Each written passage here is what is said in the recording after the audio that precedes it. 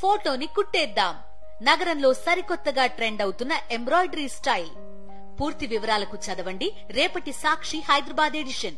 తెలంగాణ ఆర్టీసీని అద్దె వ్యవహారం కుదిపేస్తోంది. సంస్థలో క్రమంగా అద్దె బస్సులు పెరిగిపోతున్నాయి.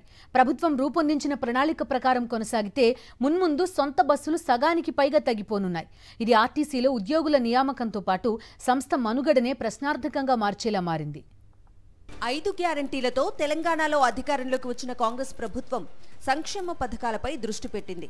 ఈ క్రమంలోనే నిధుల వినియోగంపై అనధికారికంగా పరిమితులు విధిస్తోంది. ఇది ఆర్టీసీపై తీవ్ర ప్రభావం చూపిస్తోంది. అద్దె బస్సులకు నిర్వాహకులే డ్రైవర్లను నియమిస్తుండటంతో ఆర్టీసీలో డ్రైవర్ల జీతాల పద్దు కూడా తగ్గిపోనుంది. దీంతో అద్దె బస్సుల వైపే మొగ్గు చూపుతోంది తెలంగాణ సర్కార్. ఆర్టీసీలో అద్దె బస్సుల సంఖ్యపై పరిమితి ఉండటంతో 2014లో అద్దె బస్సుల వాటా కేవలం 17% మాత్రమే ఉంది. ఆ తర్వాత ప్రభుత్వం ఆర్టీసీకి నిధులు బకాయి పడటంతో పాటు గ్రాంట్లు ఇవ్వకపోవడంతో క్రమంగా అద్దె బస్సుల సంఖ్య పెంచుతూ వస్తున్నారు.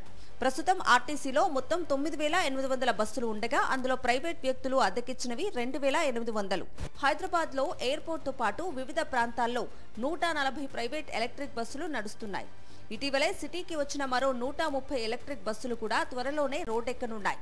దీంతో ఆర్టీసీలో అద్దె బస్సుల వాటా 30% పెరిగింది. హైదరాబాద్ లో కాలుష్య నియంత్రణ కోసం మొత్తం ఎలక్ట్రిక్ బస్సులే నడపాలని సీఎం రేవంత్ రెడ్డి ఆదేశించారు. దీంతో 2 ఏళ్లలో మరో 1,400 ఎలక్ట్రిక్ బస్సులు రావాల్సి ఉండగా అందులో ఇప్పటికే కొన్ని సిటీకి చేరుకున్నాయి. కేంద్రం కొత్తగా ప్రవేశపెట్టిన పీఎం ఈ డ్రైవ్ పథకం కింద 2,800 బస్సులు మంజూరు చేయాలని ఆర్టీసీ దరఖాస్తు చేసింది. ఇక మహిళా సంఘాల ఆధ్వర్యంలో 1000 బస్సులను అద్దె ప్రాతిపదికన నిర్వహించేందుకు ప్రభుత్వం ఏర్పాట్లు చేస్తోంది.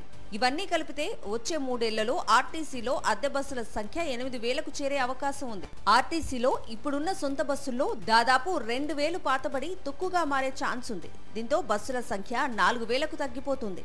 ఇప్పటికే ఆర్టీసీలో డ్రైవర్ల కొరత ఉండటంతో ఇటీవలే 2,000 పోస్టులను పోలీస్ రిక్రూట్మెంట్ బోర్డు ద్వారా భర్తీ చేసేందుకు ఆదేశాలిచ్చింది ప్రభుత్వం.